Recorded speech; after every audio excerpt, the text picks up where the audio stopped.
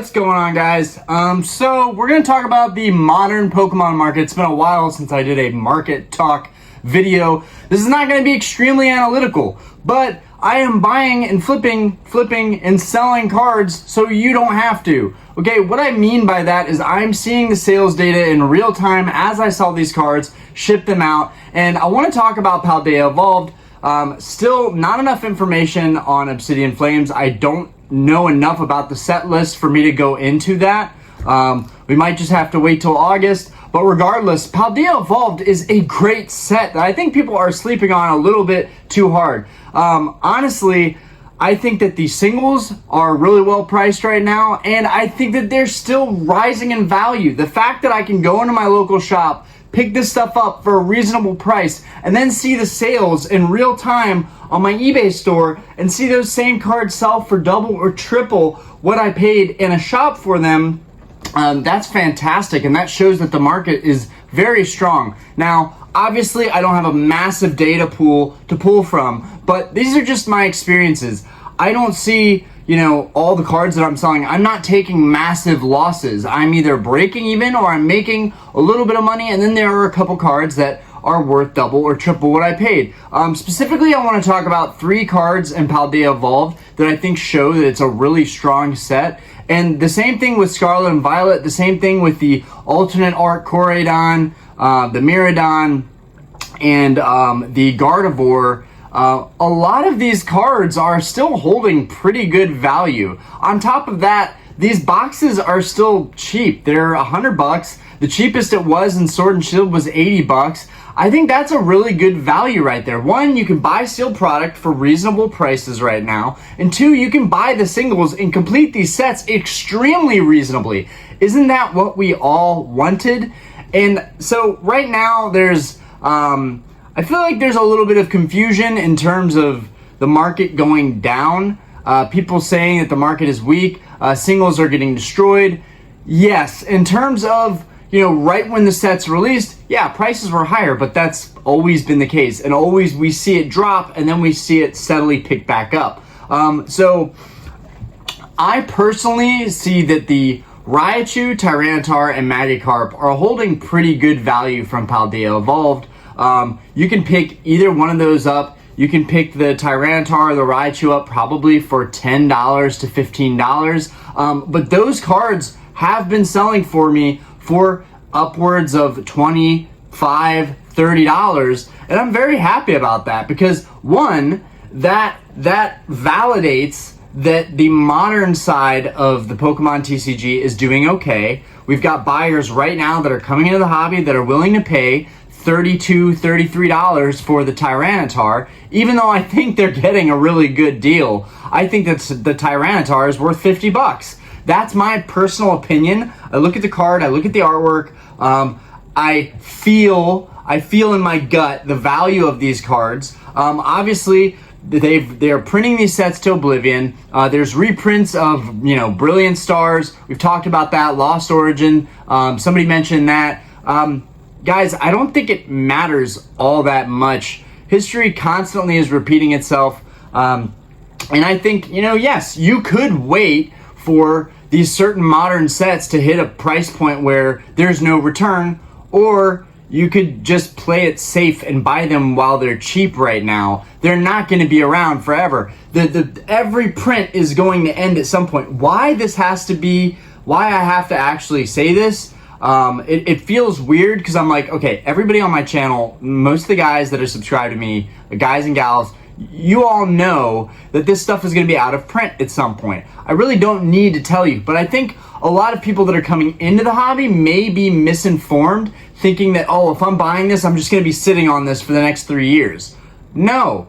I think any box from Sword and Shield that you buy right now, you might be sitting on it for 6 months max. I don't think that Brilliant Stars is going to be $140 in 6 months. Now, again, we have a lot of speculation here, but I think the point here is to show that somebody who is now a semi-seasoned conditioned collector only sees this stuff going up in value. I myself actually still want to buy a case of Brilliant Stars, and honestly I'm thinking if it's just sitting at this price, why not? Why not buy it? I remember when Brilliant Stars came out, I paid $150, $155 for like 2 booster boxes. And at that time, I wasn't really buying a lot of sealed product. I was just buying like a box or 2 of each set. Now I want to collect cases of product and I want to sit on that product. And I think Brilliant Stars is a really good price point. Even if you're not going to buy a case, buying 2 boxes or 3 boxes for $140 a pop. Let's just look at Sun and Moon right now, okay? Sun and Moon is this big phenomenon. Everybody's going crazy over Sun and Moon. You got the Latios alternate art with the heart. Okay, you've got Team Up booster box hitting like $2,000. This isn't rocket science, okay? These cards were slept on by myself included. I've gone into shops, I've seen the tag team cards, I've looked at them, I've seen the alternate arts, and said to myself, you know what, these are cool, but do I really want these? No, I don't. Now it's becoming a fad, and of course I'm jumping on that bandwagon. I did buy a couple tag team cards, but I stopped. I stopped myself and I said, is this what you really want? A good friend of mine here showed me the XY and the black-white sets and what were some really nice cards in those sets. And I decided, I made the rationalization that I only like Sun and Moon because everybody's talking about Sun and Moon right now. I got a pack of Team Up that's up there right now. I got a pack of Team Up just to have a pack of a Sun and Moon Team Up box. That was kind of stupid considering there's probably nothing in that pack, but I did that just based on the hype around that product. And I don't advise people to buy into the hype around product. I still want a sealed Team Up booster box, but again, I think that there's a lot more value in other sets right now that I feel like are super slept on. But my point there, before I go off on tangents, because I always go off on tangents, and that's just how my brain works. My point there is that if it's happening with Sun and Moon, why wouldn't it happen with the other sets? I think we are still due for a major correction on XY, black and white, and I'm still missing a ton of cards from those sets. I really don't want to hype up those sets at all, but I'm just saying it's going to happen, I feel like, periodically with every set. Historically, every set has moved up in price. Don't worry about getting your money back, breaking even, getting your investment back. Oh, I lost some money. I think a lot of people are also buying into higher prices and feeling like they're not getting their value quite there. When I was a new collector, especially with vintage stuff, and then when I got into modern, I overpaid for everything. And I felt like, oh my gosh, this is maybe not the best investment. But once you become more seasoned, once you know card prices, you become familiar with, eBay, TCG player, watching graphs, you maybe follow a couple, Instagram accounts and you're watching people put, price checks on certain cards. You'll see stuff move up and you'll get a better idea of what stuff is really worth. Really, you only need to check the sold listings to do that. You need to do like this much due diligence to see what stuff is actually going for. And again, I've been a noob. I've not done my due diligence for a lot of cards that I bought. I just liked the card, and that's okay too. If you like something, buy it. When we did the live stream, Chaos was talking about, who just started his channel. Congrats on starting your channel. But he was talking about, if you overpay for something now, don't beat yourself up about it because it's probably going to come up down the road. Just make sure that you like what you're buying. I like the stuff that I'm buying. Sometimes I beat myself up because I'm trying to binder all these sets and I'm ordering a bunch of mail and I could have just bought some gold stars or some crystals, but that stuff is all gonna work out in the end. Everybody has a different way that they collect. I don't think that there's one right way to collect. There's people that like to buy damaged cards. There's people that like to buy mid-grade cards. There's people that like to buy 9s and 10s of graded cards. Everybody has their thing that works, but I think it can work in several different directions. It's all about choosing what works best for you, what's within your budget. But back on topic, modern Pokemon is doing well right now. Okay, modern Pokemon is doing well right now. Scarlet and Violet is a good era. I do believe it's a good era. You're getting holos in every hit. The cards are cheap right now, which isn't forever. The cards are cheap right now, so rejoice. Buy some of those cards. Maybe this is a learning lesson. Maybe people are now seeing that, hey, Pokemon is really, Pokemon America is really, they're revamping, their printers, and we're getting lots of cards. The price is going down, but we all wanted more demand. During COVID, during the pandemic, we all wanted more demand. And now we're getting that demand. And I feel like people might be upset about that. Like the prices of cards have plunged, but it's the same narrative, right? Stop.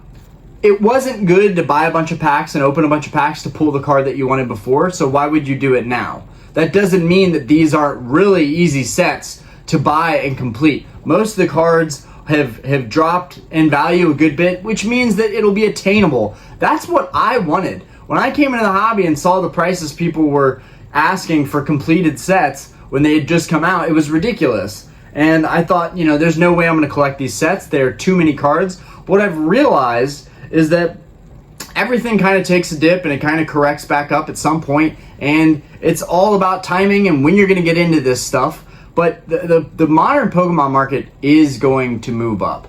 It's sustainable right now. I would definitely say otherwise if I picked up cards that I picked up the past couple weeks at my local shop. If I picked those up, I put them on eBay and broke even on everything, maybe even lost a little bit of money, I would feel like, okay, either I don't know what I'm doing, or these are not the type of cards to try and sell. But I was rewarded for the effort and the time that I put in to go in there, pick out specific cards, try some things out. And here's the things that I've seen. This is my analytical data because I don't have time to make a spreadsheet. But I do want to share with you guys what I've been doing, what's been working for me, and my sales basically. So far I've learned that Vs are very hard to sell unless you are selling them to a store and they need Vs and they have a demand for Vs. Maybe you can get $2 a V card. In some cases I have gotten that for V card, but really it's unlikely. You're mostly getting $1 per V card, and it's just impossible to make anything on that, even when you're buying from a store and buying bulk. I may have made a small margin on those, but it's so negligent that I don't even want to reference it. Then we get to the full art cards, the V-Star cards. Those have done a little bit better, but still a little bit dicey, still a little bit risky, not really worth it, not really getting much of a return back. Then we get into cards like these. You get the Galarian Gallery cards. This is the Crown Zenith Luminion. I'm not going to talk about vintage, but vintage is also hot. People love to buy those vintage cards. But this Raichu, for example, I was saying the other day, if this can hit mid-20s, I will be so happy. This Raichu sold for $24. I'm stoked about it. I think I picked it up for around $12. And that's the thing. Like, just because the shop is pricing it in and giving someone $6 or $7 for these cards, that doesn't mean that's what they're worth. You kind of have to put it out in the market and see what other people are willing to pay for these things to see what they're really worth. And that's why I think it's really important to have a seller profile and to learn how to do sales. Not to mention, not only can I sell Pokemon cards now on my eBay, but I can sell literally anything. I picked up a key fob on the ground and I literally sold that today. That's got a bid right now. Well, I didn't sell it, but it's got a bid on it for $30. And I'm like, this is really useful. I now have a platform that I can sell like anything I need to get rid of or do spring cleaning, stuff like that. But anyways, I'm learning that certain cards, the Raichu did really well. I'm thinking the Tyranitar, the Raichu, and the Magikarp are like three that I would probably go in over and over and over again and pick up. Alternate arts are also holding value really well. But I don't know if there's any money to make there. One thing that the shop did tell me, that one of the workers did tell me at the shop, and I don't know if it's like this for all shops, but it has given me a good, barometer. It's given me a good idea of what they're paying for stuff. He said generally they're paying 40 to 50% of the value of stuff that they're going to sell it for. So, right, if they're selling this for $12, then they probably paid $6 for it, which, okay, that's great for the business. They have to make money. They've got rent. They've got bills to pay. But it's also great for us because we should be able to find these cards. You should be able to buy local collections. Kids get rid of their stuff. Their parents sell their stuff. You should be able to find this stuff for $4, $5, $6, potentially, you know, buying out somebody's collection. And then you should be able to sell that card for $20, $30, which is still ridiculously low priced right now, which I kind of regret selling that Raichu. I really love Raichu. And I kind of regret selling the Tyranitar, but I do have to make back the money that I've spent. I said it in the Discord. So the first batch, the first $500 batch of cards I bought, I already broke even on that. I got to keep a bunch of cards. That went well. Did I make a lot of money on that? No. I'm trying to make it more sustainable. I'm trying to figure out what's working for me. Okay, but the second batch, right now we're at about $380 on the second batch of cards I've sold. I've got 500 in it. I bought some Yu-Gi-Oh! Booster boxes too, so that put me up around 700. I am not going to make that money to pay for those two. That was really a sunk cost, but I'm looking at the $500 that I spent. Okay, if I'm at 380 right now, if I sold my Tyranitars, and each of those got 30 bucks, if I sold some of the rainbow cards, if I sold my Galarian Gallery, Crown Zenith, Deoxys that I have out of those, I got 2 out of those. If I could get 20 bucks a piece for those, 30 bucks a piece for the Tyranitars, I would probably make 100 bucks on the $500 stack, and I got to keep a bunch of cards on top of that, and work on completing most of my sets, which are almost near completion. So I feel like for the first time ever, I don't know if it was like this during Sword and Shield, and I doubt it was, because the pull rates were really harsh, which made it hard to define a value on this stuff. So people were paying premiums. You know, the Umbreon was like impossible to pull, so that became like a $400 or $500 card almost immediately.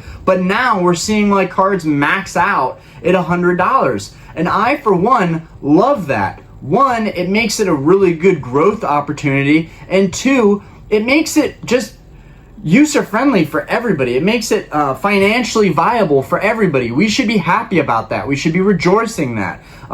You know, everybody getting into Japanese right now, I love the Japanese cards. They're beautiful, but the English market is strong.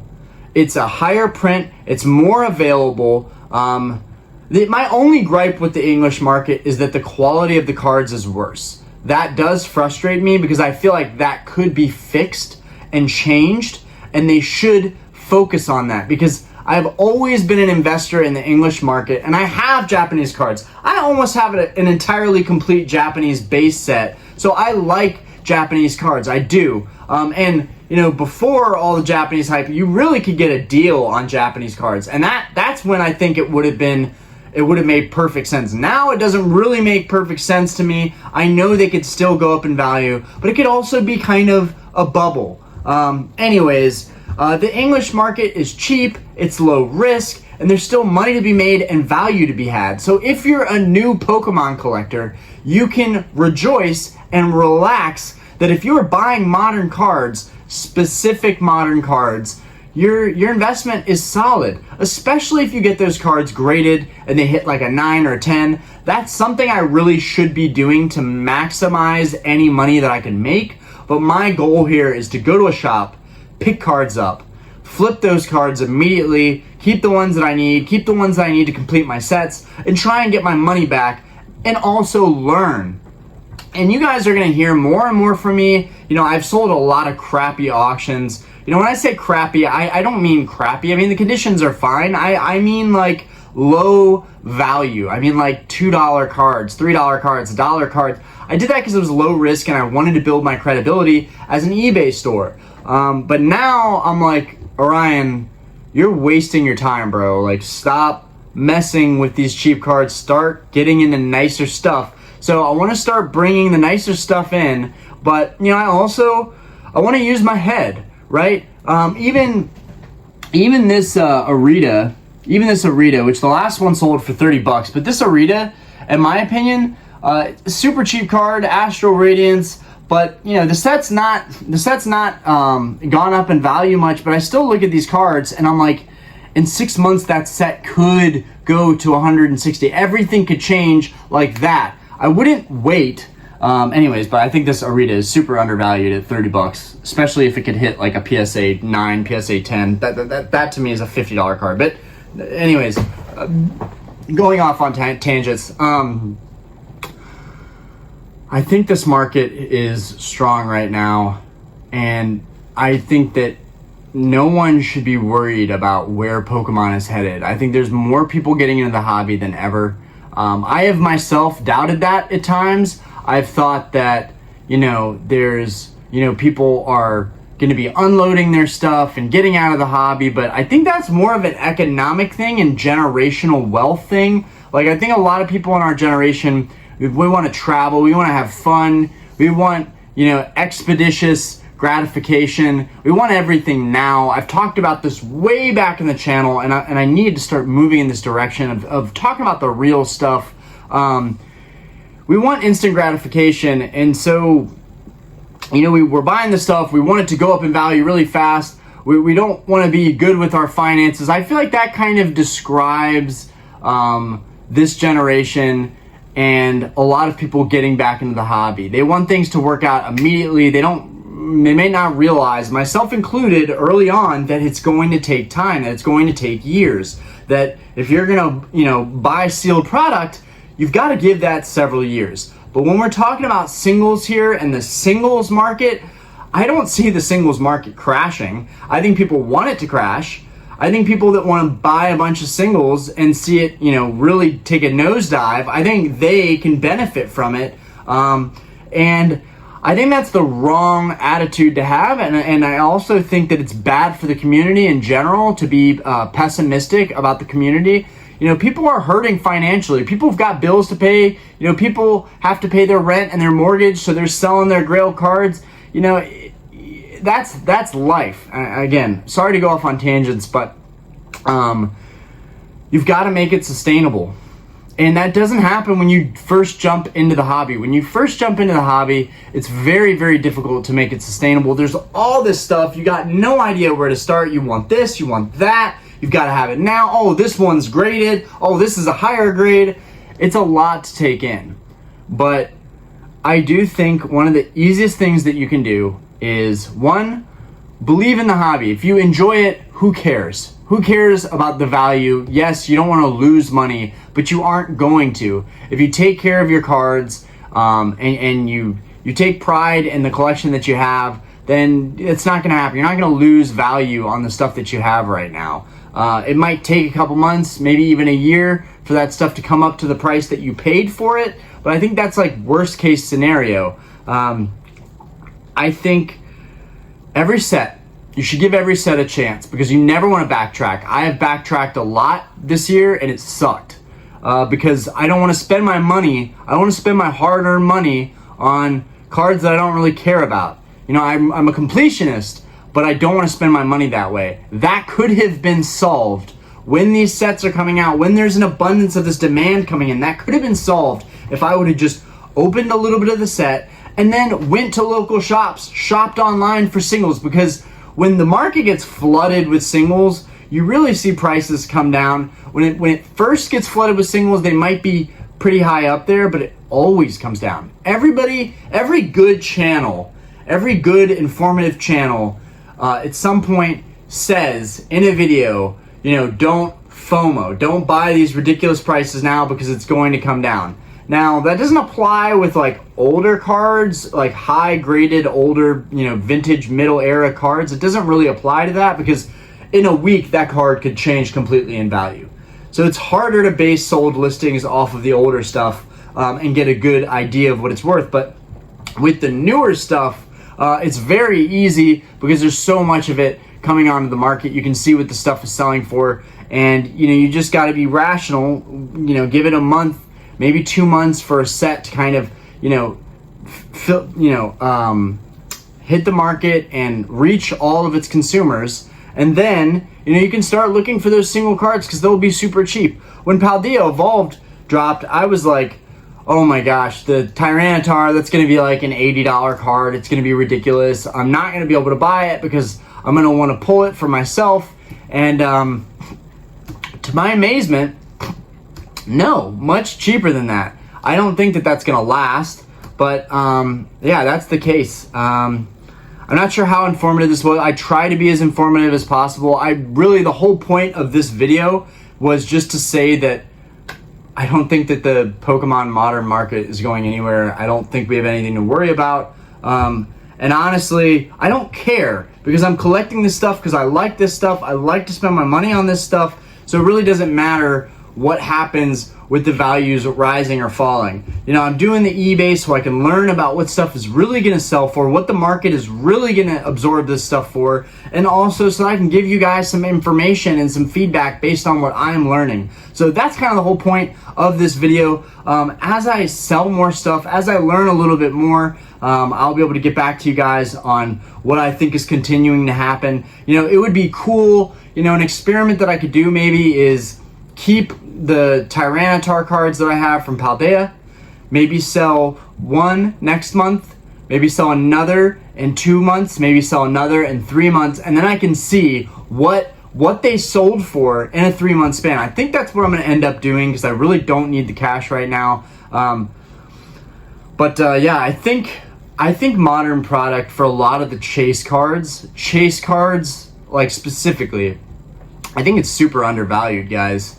I think that we should be more bullish than ever. I think that inflation we're combating that with the economy. I'm seeing, you know, me and several of my friends are starting to see our stock portfolios start to move up again. This is good, guys. This is good. I think the economy is moving in the right direction. I could be wrong, but that's going to be good for a lot of reasons. And I'm not struggling to sell a single thing. I'm not seeing anything where I'm like, oh, that was such a bad idea to put that up. You know, I lost money on that. I'm not seeing that at all, guys. Now, this is very, very small piece of, you know, statistic saying that, you know, what my sales are and my experiences. But I'm a newbie on eBay. You know, I haven't sold a lot of stuff on eBay. I've just started really ramping it up.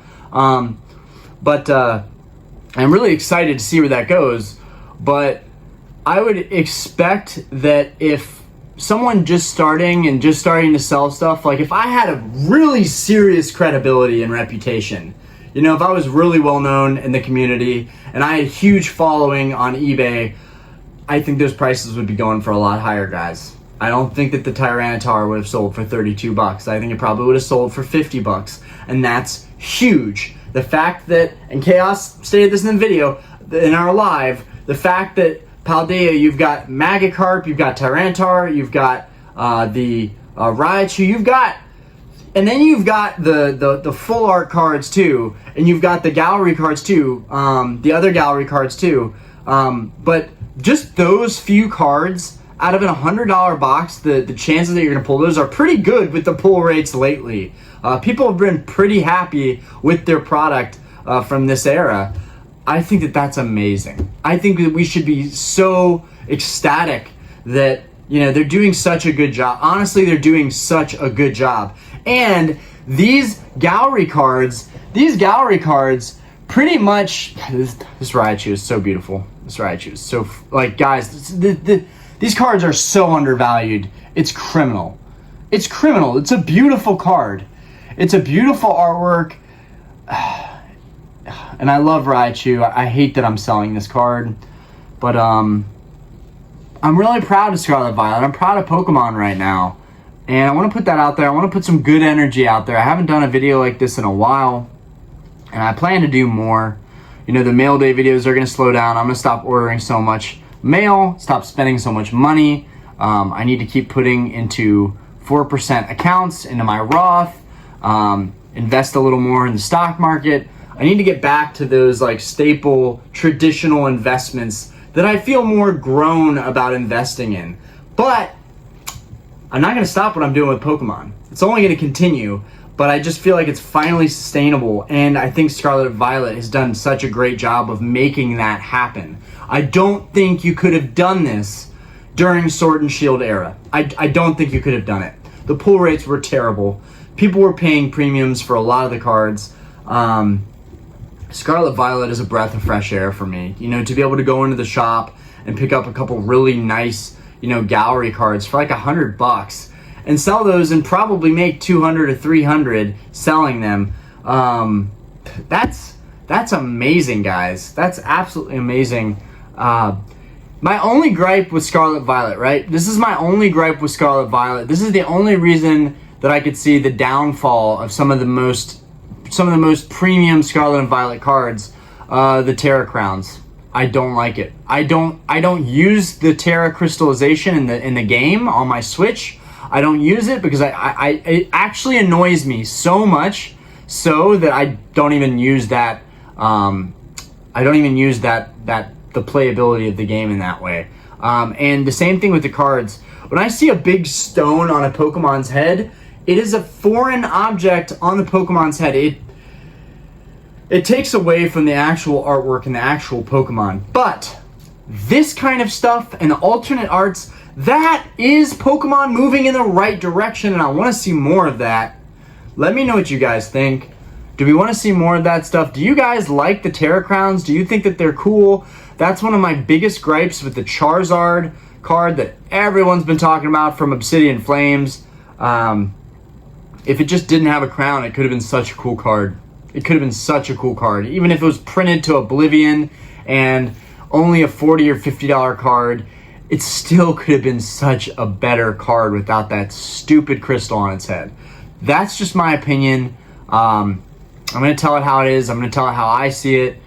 This is my perspective. Feel free to disagree with me, but I feel like a lot of people would agree with me in the sense that the Terra Crowns they're just this big bulky thing on their head. It just doesn't look great. I was annoyed with the VMAX artworks with the clouds above their heads. I was annoyed with the VMAXs too, but I kind of got used to it and got over it. It was just a couple red clouds, whatever. But like now this whole thing with the Terra Crowns, just stop. Make better quality cards. End the Terra Crowns. Please don't ever bring that back. The EXs were a great thing to see again. I love that. And there's 151. There's 151, and that's the last piece of this video. 151 is going to change the environment, the collector environment. I made a bunch of pre-orders. I'm not going to change them. I don't care how printed the set is. I want a lot of this set. This is my moment as a collector in the hobby now. Instead of trying to time things, this is my moment to buy a set that I feel really, really good about, that I want to get a lot of, and whether I have to sit on it for a long time, that doesn't matter to me. At least I will have a bunch of that set. I just want to secure a bunch of 151.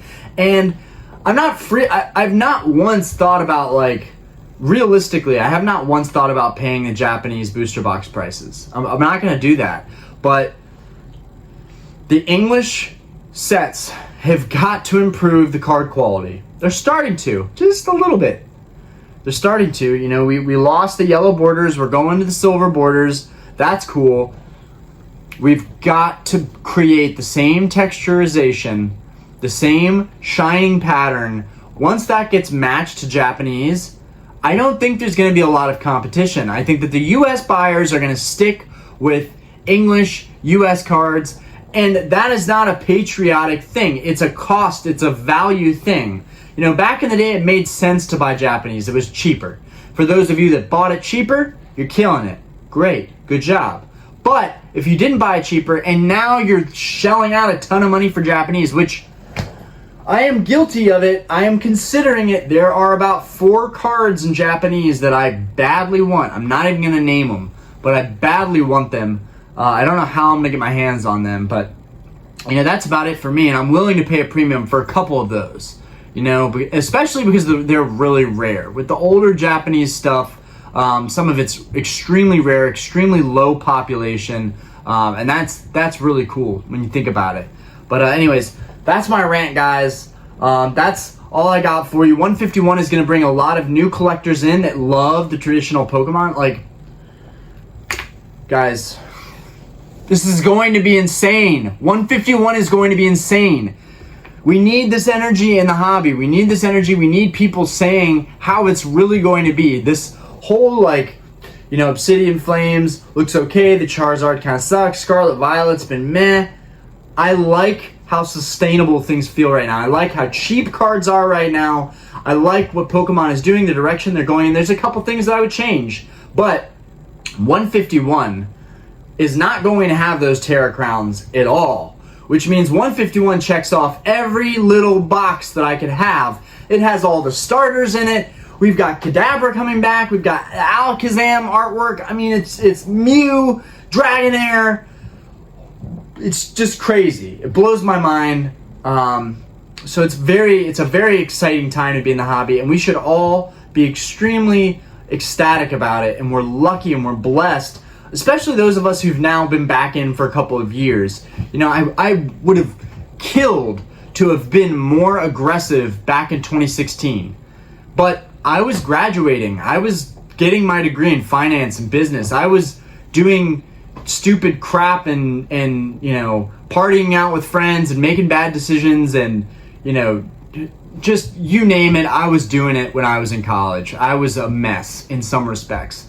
And I was also worried about making money, buying my first house, you know, how I could invest in the market. Those are things I was focused on. Pokemon just wasn't a primary focus for me. I just wasn't in a place where I could afford to buy it at that time. And I slept on Sun and Moon. I had a chance to buy Sun and Moon. That was when, after I graduated, that was when I kind of started to slip back into like looking at cards again, when I had kind of stopped at the end of my high school career. But anyways, we're back. We're here, we're good, I'm gonna complete all the sets. It's just gonna be a matter of time. And I'm here now to stay, and there's all these sets coming out, which is dope. So I just think you gotta sit back, relax, enjoy Modern right now, because one day Modern won't be Modern. In 5 to 10 years, all this stuff is gonna just, it's gonna go up in price. I'm just calling it how I see it. That's history repeating itself, and I don't think it matters how much the stuff is printed, right? Umbreon is a great benchmark example for Modern as a whole, for Sword and Shield as a whole. There are so many Umbreons out there, in 9s and 10s. There are a boatload of them. It doesn't matter. It hasn't affected the price. People love the card. So as long as we decide that these cards are valuable, and they hold value, and they're investable, that's up to us. That's up to our community. That's up to everybody, you know, who's collecting right now, to say, you know what? I am not going to dump my stuff onto the market. I am not going to listen to influencers, Instagram posts, YouTube videos, channels that are saying that the market is headed down, that are pessimistic. And a lot of that stuff is clickbaity. This video in some respects could be clickbaity because I'm saying the market is bullish, but I would rather be bullish. I would rather be bullish and say that Pokemon is working out, it's investable, it's going to appreciate. Trust yourself, trust what you're doing, than tell you guys like, hey, you're all losing your money, we're all screwed, we made bad decisions. Anyways, I gotta go, my dogs are barking, my mom just pulled up to say hi, so I'm gonna spend some time with my mom. Anyways, guys, peace out. Have a great day, and let me know in the comments what you think about the Modern market. Do you think it's going down? I sure don't. Peace.